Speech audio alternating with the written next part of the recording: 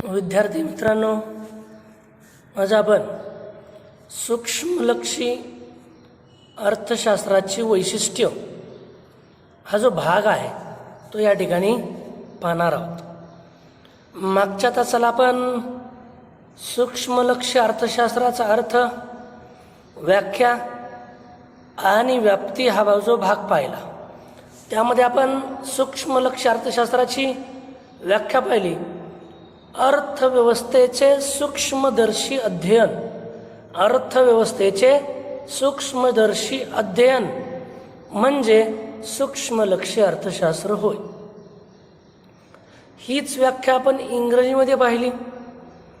Microscopic study of economy, microscopic study of economy is called as micro economics. अशा या सूक्ष्म अर्थशास्त्राची वैशिष्ट्ये आपल्याला या ठिकाणी पाहायची आहेत. क्रमानं एक एक पाहूया. नंबर 1, पहिलं वैशिष्ट्य, वैयक्तिक घटकांचा अभ्यास. सूक्ष्म अर्थशास्त्रात विशिष्ट उद्योग संस्था, कुटुंब संस्था, वैयक्तिक किमती, नीट पाहत चला, नीट ऐकत चला. सूक्ष्म अर्थशास्त्रात विशिष्ट उद्योग संस्था, कुटुंब संस्था, कॉमा करून वैयक्तिक किमती यांसारख्या लहान वैयक्तिक आर्थिक घटकांच्या, वैयक्तिक आर्थिक घटकांच्या वर्तनाचा अभ्यास केला जातो. म्हणजे सूक्ष्मलक्षी अर्थशास्त्रामध्ये उद्योग विशिष्ट म्हणजे एकाच उद्योग संस्थेचा, कुटुंब संस्थेचा, एकाच वैयक्तिक किमतीचा, अशांसारख्या लहान लहान घटकांच्या आर्थिक वर्तनाचा किंवा वैयक्तिक आर्थिक घटकांच्या वर्तनाचा अभ्यास केला जातो. हा झाला पहिला मुद्दा. दुसरा मुद्दा आपल्याला या ठिकाणी पाहायचा आहे, किंमत सिद्धांत.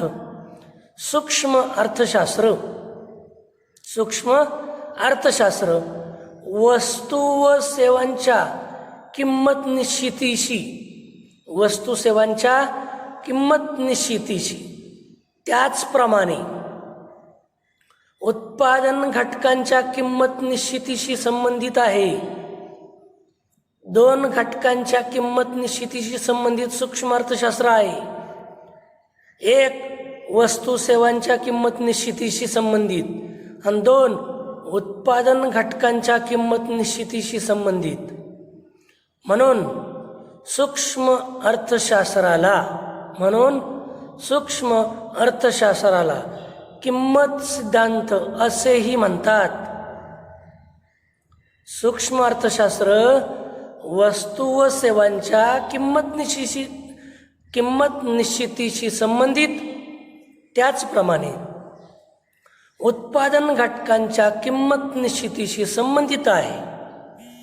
म्हणजे वस्तू सेवांची किंमत निश्चिती सूक्ष्म अर्थशास्त्र करतो आणि उत्पादनाचे जे काही घटक आहेत त्यांच्या किंमत निश्चितीची संबंधित आहे. त्यामुळं सूक्ष्म अर्थशास्त्राला किंमत सिद्धांत असे म्हणतात.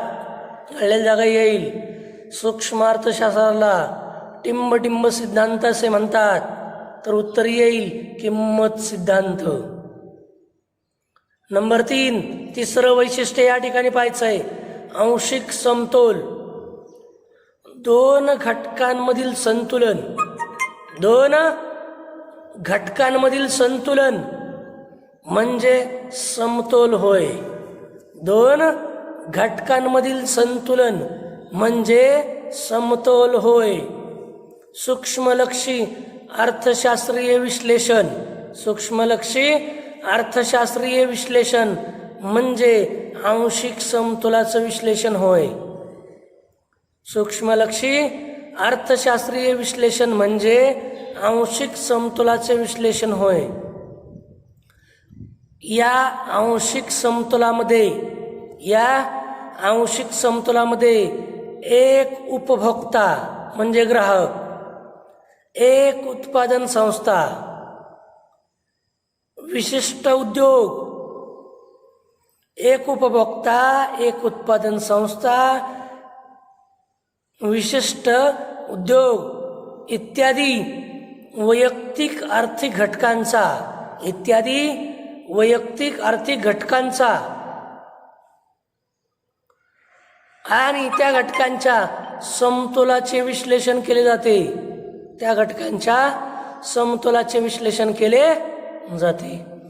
आंशिक समतोल विश्लेषण पद्धतीत वैयक्तिक घटकाला, जो कोणी वैयक्तिक एक घटक आहे त्या वैयक्तिक घटकाला इतर आर्थिक घटकापासून बाजूला काढून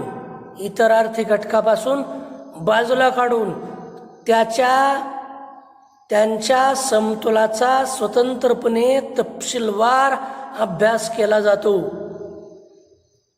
म्हणजे वैयक्तिक घटक इतर आर्थिक घटकापासून वेगळा करायचा आणि त्या घटकाचा स्वतंत्रपणे तपशीलवारपणे अभ्यास करायचा. हा झाला तिसरा मुद्दा. या ठिकाणी चौथं वैशिष्ट्य, विशिष्ट गृहीतकांवर आधारित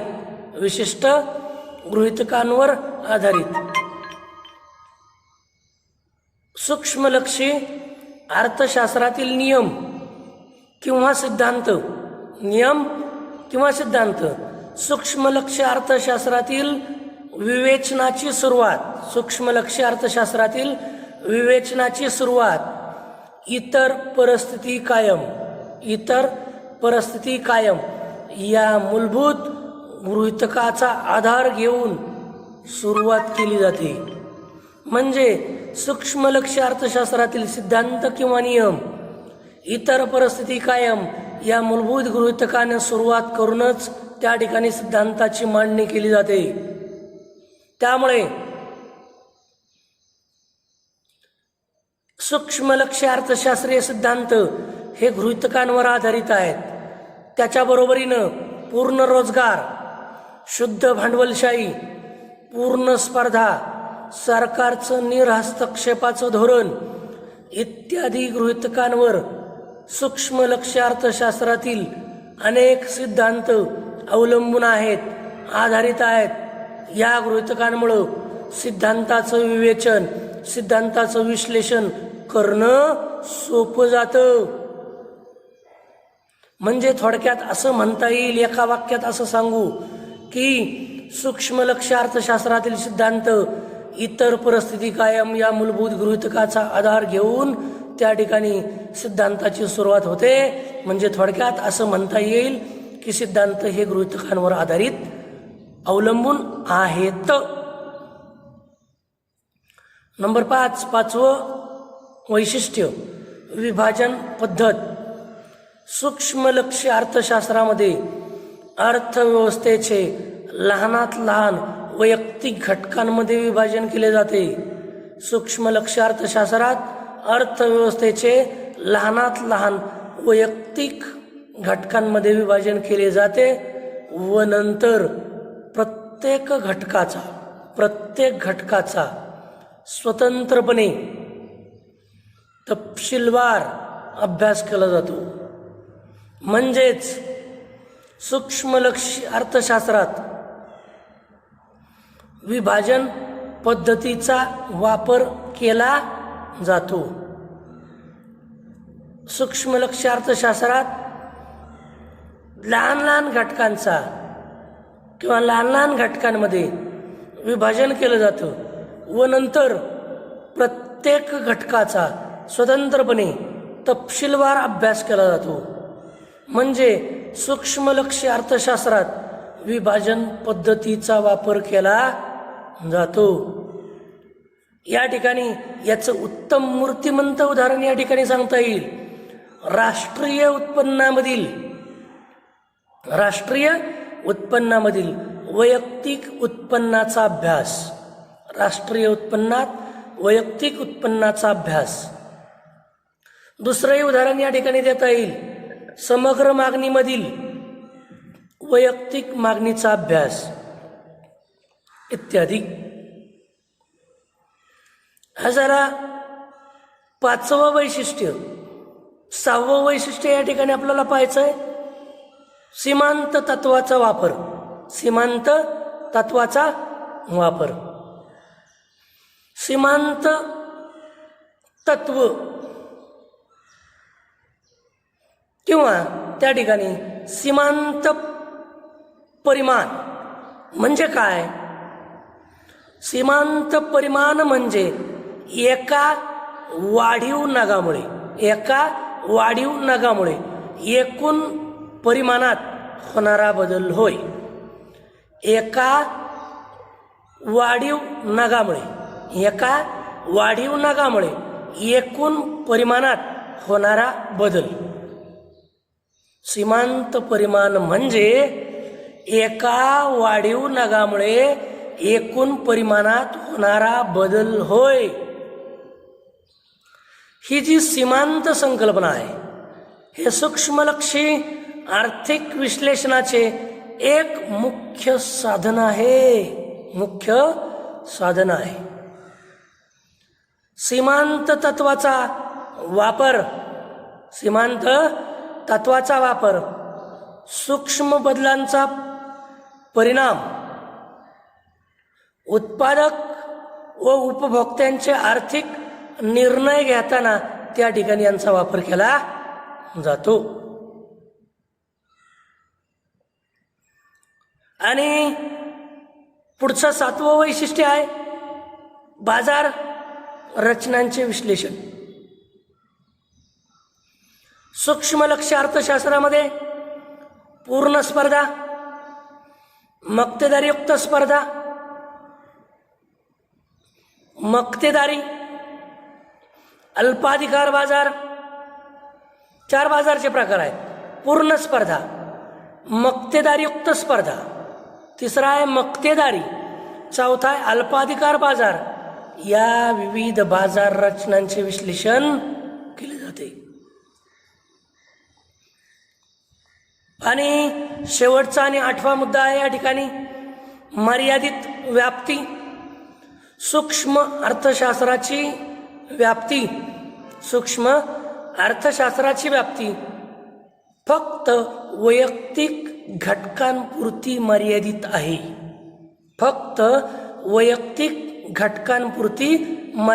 आहे. सूक्ष्मलक्ष्य अर्थशास्त्रामध्ये तेजीमंदी, व्यवहारतोल, राष्ट्रीय उत्पन्न, दारिद्र्य, बेरोजगारी, लोकसंख्या, आर्थिक वृद्धी यासारख्या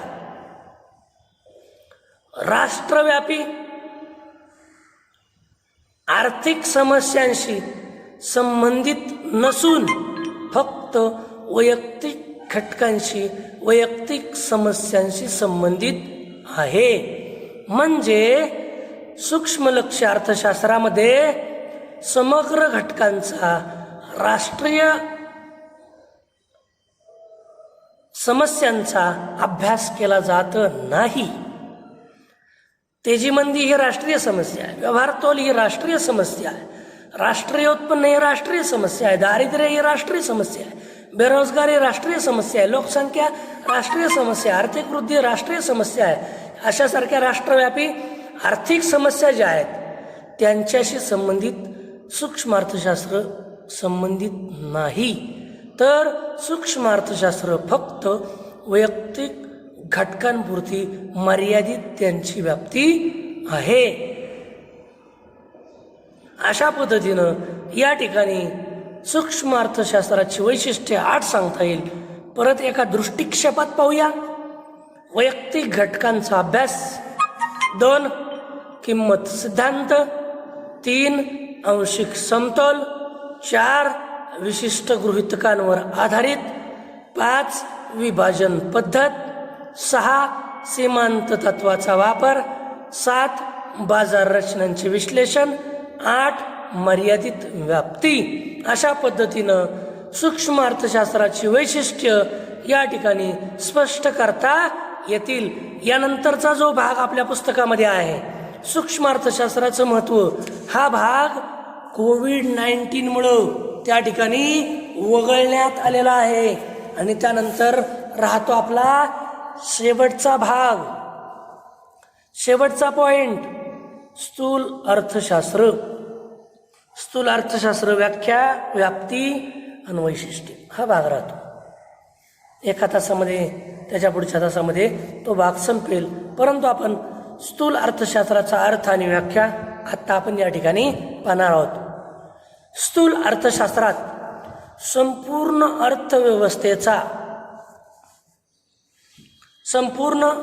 अर्थव्यवस्थेचा अभ्यास किंवा विश्लेषण केलं जातं. संपूर्ण अर्थव्यवस्थेचा अभ्यास, संपूर्ण अर्थव्यवस्थेचे विश्लेषण केले जाते. या समग्रलक्षी अर्थशास्त्रामध्ये संपूर्ण अर्थव्यवस्थेचे विश्लेषण करणारी ही एक अर्थशास्त्राची एक शाखा आहे. पहिली शाखा सूक्ष्म, दुसरी आहे समग्रलक्षी किंवा स्थूल म्हणू, समष्टी म्हणू. या समग्रलक्षी अर्थशास्त्रामध्ये एकूण रोजगार, त्याची उदाहरणं सांगता येईल. एकूण रोजगार, राष्ट्रीय उत्पन्न, राष्ट्रीय उत्पादन, एकूण गुंतवणूक, एकूण उपभोग, एकूण बचत, सर्वसाधारण किंमत, व्याजदर पातळी, व्यापार चक्रातील चढउतार, व्यवसायातील चढउतार इत्यादी सारख्या समग्र बाबींचा या ठिकाणी अभ्यास केला जातो. स्थूल अर्थशास्त्र समग्र घटकांचा अभ्यास करतं, म्हणजे समुच्चयात्मक एकूण घटकांचा अभ्यास करतं. कालच आपण त्याला पाहिलं. आपण जसं सूक्ष्म अर्थशास्त्राला मायक्रो इकॉनॉमिक्स म्हणतो, तसं समग्र अर्थशास्त्राला मॅक्रो इकॉनॉमिक्स असं म्हणतोय. या स्थूल अर्थशास्त्राची व्याख्या J.L. हॅन्सन यांची स्थूल अर्थशास्त्राची व्याख्या. स्थूल अर्थशास्त्र ही अर्थशास्त्राची शाखा आहे की ज्यामध्ये एकूण रोजगार, 4 घटक येतील: एकूण रोजगार, एकूण बचत, एकूण गुंतवणूक आणि राष्ट्रीय उत्पन्न यासारख्या मोठ्या समुच्चयांचा व त्यांच्यातील परस्पर संबंधाचा विचार करण्यात येतो. पहा परत एकदा, स्थूल अर्थशास्त्र ही अर्थशास्त्राची अशी एक शाखा आहे की ज्यात एकूण रोजगार, एकूण बचत, एकूण गुंतवणूक, राष्ट्रीय उत्पन्न यासारख्या मोठ्या समुच्चयांचा व त्यांच्यातील परस्पर संबंधाचा विचार करण्यात येतो. पहिली व्याख्या. दुसरी, कार्ल शॅपिरो, लेखक नाही आला तरी चालतोय पण व्याख्या चुकलीच चला. स्थूल अर्थशास्त्र अर्थव्यवस्थेच्या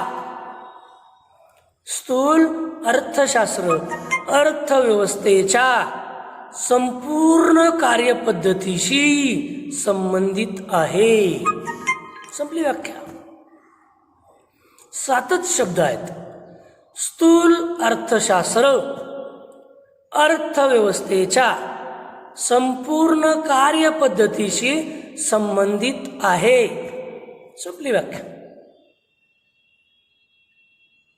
या ठिकाणी स्थूल अर्थशास्त्र अर्थव्यवस्थेच्या संपूर्ण कार्यपद्धतीशी संबंधित आहे. 7च शब्दांची व्याख्या तयार होते. या ठिकाणी आज आपण सूक्ष्म अर्थशास्त्राची 8 वैशिष्ट्य, समग्र अर्थशास्त्र, अर्थ आणि 2 व्याख्या या ठिकाणी पाहिलेल्या आहेत. यानंतर स्थूल अर्थशास्त्राची व्याप्ती आणि स्थूल अर्थशास्त्राची वैशिष्ट्य हा जो भाग राहिलेला आहे तो आपण पुढच्या तासाला पाहणार आहोत. थांबूयात. धन्यवाद.